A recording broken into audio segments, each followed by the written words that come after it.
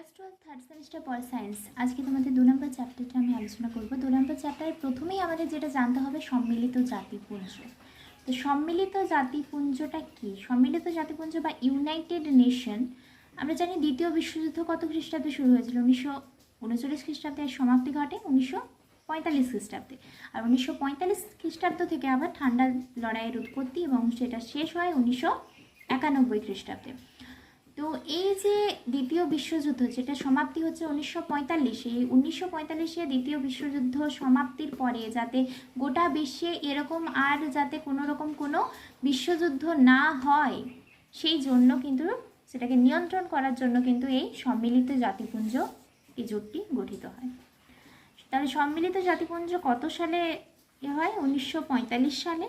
এবং সর্বপ্রথম এখানে 50টি দেশ নিয়ে এটা গঠিত হয়েছিল, যেটা বর্তমানে দেশের সংখ্যা হচ্ছে 193টি। এবার এখানে বেশ কিছু সম্মেলন আছে, সেগুলো দেখে নিই। আটলান্টিক সনদ স্বাক্ষরিত হয়েছিল 1941 খ্রিস্টাব্দে। 1941 খ্রিস্টাব্দে কিন্তু 14ই আগস্ট। ওকে, কোথায় হয়েছিল? প্রশান্ত মহাসাগরের বুকে প্রিন্স অফ ওয়েলেস নামক একটি যুদ্ধজাহাজে হয়েছিল। এটা হয়েছিল কোথায়? প্রশান্ত মহাসাগরের বুকে একটি জাহাজে, একটি স্থানে, প্রিন্স অফ ওয়েলেস নামক একটি জাহাজে কিন্তু এই সম্মেলনটা হয়েছিল। আটলান্টিক সনদ এটা। এই সনদের টোটাল 8টি ধারা ছিল। ওকে, এবার ওয়াশিংটন সম্মেলন, এটা হয়েছিল 1942 সালে। 1942 খ্রিস্টাব্দে 1 জানুয়ারি 26টি রাষ্ট্রের প্রতিনিধিরা, ইম্পর্টেন্ট, 26টি রাষ্ট্রের প্রতিনিধিরা এই ওয়াশিংটন সম্মেলনে যোগ দিয়েছিল। আর এই ওয়াশিংটন সম্মেলনের ভূমিকাটা কী ছিল, মানে কী জন্য হয়েছিল? এই যে আটলান্টিক সনদ যেটা বললাম, আটলান্টিক সনদের টোটাল 8টি ধারা ছিল। এই 8টি ধারা যাতে কার্যকর হয় সেই নিয়ে কিন্তু এই ওয়াশিংটন সম্মেলন অনুষ্ঠিত হয়েছে। এবার মস্কো সম্মেলন, যেটা হয়েছিল 1943 খ্রিস্টাব্দে 30শে অক্টোবর। মার্কিন যুক্তরাষ্ট্র, ব্রিটেন, পূর্বতন সোভিয়েত ইউনিয়ন, ফরমোজা চীনের পররাষ্ট্রমন্ত্রীরা মস্কো নগরীতে সমবেত হয়ে একটি যুগ্ম ইস্তাহার প্রচার করেন। এটাই মস্কো সম্মেলন। এদের প্রস্তাবনায় ছিল আন্তর্জাতিক শান্তি, নিরাপত্তা রক্ষার প্রতিশ্রুতির সাথে সাথে অস্ত্রশস্ত্র নির্মাণের প্রতিযোগিতা, অযথা মানুষের শ্রম ও অর্থ অপচয় বন্ধ করা, এই সমস্ত কিছু কিন্তু প্রয়োজনীয়তা নিয়ে আলোচনা করছে। এখানে কিছু ফুল ফর্ম আছে, ফুল ফর্ম, শর্ট ফর্মগুলো দেওয়া আছে, তার ফুল ফর্মও লেখা আছে, দেখে নাও। যেগুলো দাগ দিয়ে রেখেছি খুব ইম্পর্টেন্ট আছে। UNO, IMF, international monetary fund, তারপরে ILO, ইউনেস্কো, হু, IMO, WMO, ইউনিসেফ, AI-টা করে রাখবেন, AI। আচ্ছা, এরপরে দেখো তেহরান সম্মেলন। তেহরান, এটাও হয়েছিল 1943 খ্রিস্টাব্দে 1 ডিসেম্বর হয়েছিল। মস্কো ঘোষণা অল্পদিন পরে মার্কিন রাষ্ট্রপতি রুজভেল্ট, পূর্বতন সোভিয়েত ইউনিয়নের প্রধানমন্ত্রী স্টালিন ও ব্রিটিশ প্রধানমন্ত্রী চার্চিল তেহরানে সমবেত হয়ে এই তেহরান সম্মেলন অনুষ্ঠিত হয়েছিল। অত্যাচার, দাসত্ব দমননীতি এবং অসহিষ্ণুতা দূরীকরণের জন্য এটা হয়েছে। এবার ডাম্বারটন ওকস সম্মেলন, এটা হয়েছিল 1944 খ্রিস্টাব্দে 21শে আগস্ট থেকে 7ই অক্টোবর। দেখো সম্মেলনগুলো সালগুলো না 1941 থেকে শুরু, 1941 থেকে শুরু করে, তারপর 1942-এ ওয়াশিংটন, 1943-এ মস্কো, তারপর তেহরান হয়েছিল 1943, মানে 41, 42, 43, 43। এরপরে ডাম্বারটন ওকস সম্মেলন, এটা হয়েছিল 44। এরপরে 45 যেটা আছে, 45-এর দুটো আছে, আবার 45। আচ্ছা, এগুলো থেকে যে কোয়েশ্চেন অ্যান্সারগুলো হবে, আমি লাস্ট পার্টে কিন্তু কোয়েশ্চেন অ্যান্সারগুলো আলোচনা করব। এবার দেখো নেক্সট, ইয়াল্টা সম্মেলন, এটা 1945-এ হয়েছে ফেব্রুয়ারি মাসে। রুজভেল্ট, চার্চিল, স্টালিন, তারপরে এরা হচ্ছে ক্রিমিয়ার ইয়াল্ট নামক স্থানে সমবেত হয়েছিল, সেজন্য এই সম্মেলনটার নাম ইয়াল্টা সম্মেলন। এবার লাস্ট যেটা আছে সান ফ্রান্সিসকো সম্মেলন, এটা 1945 খ্রিস্টাব্দে 25শে এপ্রিল হয়েছিল। আর টোটাল 50টি রাষ্ট্রের প্রতিনিধি এখানে কিন্তু যোগদান করেছিল। এবার দেখি নোটসে যাই।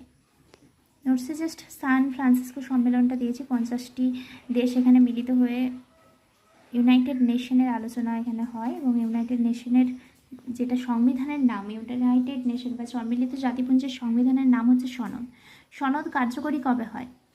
24শে অক্টোবর 1945 খ্রিস্টাব্দে। এটাকেই সম্মিলিত জাতিপুঞ্জ দিবস হিসেবে আমরা জেনে থাকি, 24শে অক্টোবর। ওকে, এবার ইউনাইটেড নেশনের প্রতিষ্ঠা, এটা যদি বলা হয় ইউনাইটেড নেশনের প্রতিষ্ঠা কবে, তাহলেও কিন্তু এটাই হবে 1945 খ্রিস্টাব্দে 24শে অক্টোবর। এবার ইউনাইটেড নেশনের সদর দপ্তর কোথায় অবস্থিত? নিউ ইয়র্কে অবস্থিত, বা হেডকোয়ার্টার যেটা নিউ ইয়র্কে রয়েছে। বা জাতিসংঘ, league of nation, league of nation যেটা জাতিসংঘ, তাহলে কবে গঠিত হয়েছিল? প্রথম বিশ্বযুদ্ধের পরে কিন্তু জাতিসংঘ গঠিত হয়েছিল, যাতে দ্বিতীয় কোনো বিশ্বযুদ্ধ না হয়, কিন্তু জাতিসংঘ ব্যর্থ হওয়ার জন্য দ্বিতীয় বিশ্বযুদ্ধ হয়ে গিয়েছিল 1939 খ্রিস্টাব্দে।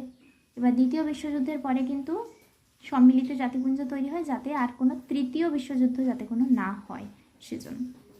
আচ্ছা, জাতিসংঘটা দেখি। 1920 খ্রিস্টাব্দে 10ই জানুয়ারি জাতিসংঘ প্রতিষ্ঠিত হয়েছিল। 1946-এর পর থেকে এটি আর থাকে না। সেকেন্ড ওয়ার্ল্ড ওয়ার শুরু হয়ে গিয়েছিল, বা দ্বিতীয় বিশ্বযুদ্ধ শুরু হয়ে গেছিলো, সেই জন্য কিন্তু আর এটা থাকছে না, এর অস্তিত্বই নেই বর্তমানে। এখানে 133তম দেশ দক্ষিণ সুদান, ইউএন। ইউএন মিনস, আমি এখানে ইউনাইটেড নেশনকে শর্টে লিখেছি ইউএন, ঠিক আছে। তো ইউনাইটেড নেশনের প্রথম যখন গঠিত হয়েছিল তখন কটা দেশ ছিল? 50টি দেশ ছিল। আর বর্তমানে রয়েছে 193টি দেশ। তাহলে 193তম দেশ সেটা হচ্ছে দক্ষিণ সুদান বা সাউথ সুদান। সনদের ধারা 111টি, অধ্যায় রয়েছে 19টি, প্রস্তাবনা 1টি। ভিভিআই, সম্মিলিত জাতিপুঞ্জের উদ্দেশ্য। 1 নম্বর ধারায় 4টি উদ্দেশ্যের কথা বলা হয়েছে। আন্তর্জাতিক শক্তি ও নিরাপত্তা রক্ষা, বিশ্বের সব জাতিকে সমান অধিকার ও নিয়ন্ত্রণের অধিকার দেওয়া। 3 নম্বর, অর্থনৈতিক, সামাজিক, সাংস্কৃতিক, মানবতার সাথে সম্পর্কিত সমস্যার আন্তর্জাতিক সহযোগিতা। 4 নম্বরে, উপরিক্ত উদ্দেশ্য রূপায়িত করার জন্য ইউনাইটেড নেশন একটি প্রধান কেন্দ্র হিসেবে কাজ করবে। এবার ইউনাইটেড নেশনের নীতি সমূহ, যেটা 2 নম্বর ধারায় রয়েছে, 7টা নীতি রয়েছে টোটাল। প্রথম নীতি যেটা, ইউনাইটেড নেশনের সমস্ত সদস্য রাষ্ট্র সমান, মানে কোনোটি যেমন চীন রয়েছে বা ভারত রয়েছে আর আমেরিকা যুক্তরাষ্ট্র রয়েছে, তো এই দুটো দেশ কিন্তু সমানই ইউনাইটেড নেশনের কাছে, দুটো দেশেই সমান। যে ইউনাইটেড নেশন যেটা আছে, ধরো আমেরিকার প্রধানমন্ত্রী গেল, ভারতের প্রধানমন্ত্রী গেল, আমেরিকারকে সোনার চেয়ারে বসালো, ভারতকে কাঠের চেয়ারে বসালো, এমন কিন্তু না। দুটোকেই যে চেয়ারে বসালো, ওকে যদি সোনার চেয়ারে বসায়, তাহলে ভারতের প্রধানমন্ত্রীকেও সোনার চেয়ারে বসাবে, এইরকম ব্যাপারটা। অর্থাৎ ইউনাইটেড নেশনের কাছে সমস্ত রাষ্ট্রই সমান। এবার ইউনাইটেড নেশনের সদস্য রাষ্ট্রগুলি জাতিপুঞ্জের দ্বারা আরোপিত দায়িত্ব পালন করবে। জাতিপুঞ্জ, সম্মিলিত জাতিপুঞ্জ বা ইউনাইটেড নেশন যেই দায়িত্বগুলো অর্পিত করবে, সেই দায়িত্বগুলোই কিন্তু পালন করতে হবে ইউনাইটেড নেশনভুক্ত দেশগুলোকে। শান্তিপূর্ণ উপায়ে বিরোধের মীমাংসা করা, 3 নম্বর নীতি এটা। তাছাড়া সকল সদস্য রাষ্ট্র কোনো রাষ্ট্রের রাজনৈতিক স্বাধীনতাকে ক্ষুণ্ণ করবে না বা বল প্রয়োগ করবে না। 5 নম্বর বলেছে, সমস্ত সদস্য রাষ্ট্র জাতিপুঞ্জকে সব দিক থেকে সাহায্য করবে। 6তে, যে সমস্ত ইউনাইটেড নেশন এবং যে সমস্ত রাষ্ট্র ইউনাইটেড নেশনের সদস্য নয়, তারাও যাতে সনদ মেনে চলে সেইটা দেখবে। তাছাড়া ইউনাইটেড নেশনের কোনো রাষ্ট্রের আভ্যন্তরীণ ব্যাপারে হস্তক্ষেপ করবে না। কোনো একটা রাষ্ট্রের অভ্যন্তরীণ কোনো কিছু চলছে, তখন কিন্তু ইউনাইটেড নেশনকে যদি না বলা হয়, তা সত্ত্বে কিন্তু ইউনাইটেড নেশন কোনো কিছু করবে না। সম্মিলিত জাতিপুঞ্জ কথাটি প্রথম কে ব্যবহার করেছিলেন? রুজভেল্ট। এবার এই যে সম্মিলিত জাতিপুঞ্জ আমরা পড়ছি, সম্মিলিত জাতিপুঞ্জের টোটাল 6টা ধারার নয়, সরি ভুল বললাম, সম্মিলিত জাতিপুঞ্জের 6টা শাখা রয়েছে। প্রথম যেটা সাধারণ সভা, দেন নিরাপত্তা পরিষদ, অর্থনৈতিক ও সামাজিক পরিষদ, আন্তর্জাতিক বিচারালয়, অছি পরিষদ এবং সচিবালয়। তোমাদের বইতে 3টেকে খুব সুন্দরভাবে আলোচনা করা আছে, আর 3টে কিন্তু এতটা ডিপলি আলোচনা নেই, কিন্তু এক্ষেত্রে আমি ডিপলি আলোচনা করব প্রত্যেকটা শাখা। বইতে যেটা আছে সাধারণ সভা, নিরাপত্তা পরিষদ এবং আন্তর্জাতিক বিচারালয়, এই 3টে সম্বন্ধে আছে। আর অর্থনৈতিক ও সামাজিক পরিষদ, অছি পরিষদ, সচিবালয়, ছায়ার বইতে এগুলো আছে, কিন্তু টুকরো কথার মধ্যে জাস্ট অল্প অল্প করে দেওয়া আছে।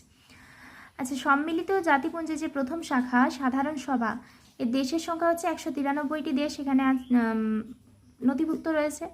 আর নিরাপত্তা পরিষদে 15টি দেশ রয়েছে। 15টি দেশের মধ্যে স্থায়ী দেশ এবং অস্থায়ী দেশ মিলিয়ে স্থায়ী দেশের সংখ্যা হচ্ছে 5টি, অস্থায়ী দেশের সংখ্যা 10টি। এই 5টার মধ্যে রয়েছে ইউএসএ, ইউএসএসআর, ইউকে, ফ্রান্স এবং চায়না।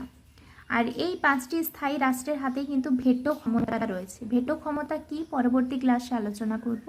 এবার অর্থনৈতিক ও সামাজিক পরিষদ, এই বিভাগটার মধ্যে 54টি, টোটাল 54টি দেশ আছে, অন্তর্ভুক্ত রয়েছে। আন্তর্জাতিক বিচারালয়ের মধ্যে 15টি দেশ রয়েছে, অর্থাৎ এই যে 15টি দেশ, একটা স্থায়ী 5টা এবং অস্থায়ী 10টা, এই দেশগুলো রয়েছে। ওচি পরিষদে 5টি দেশ রয়েছে, ওই যে স্থায়ী দেশ যেগুলো, স্থায়ী ওই 5টি দেশ রয়েছে। আর সচিবালয়, বর্তমান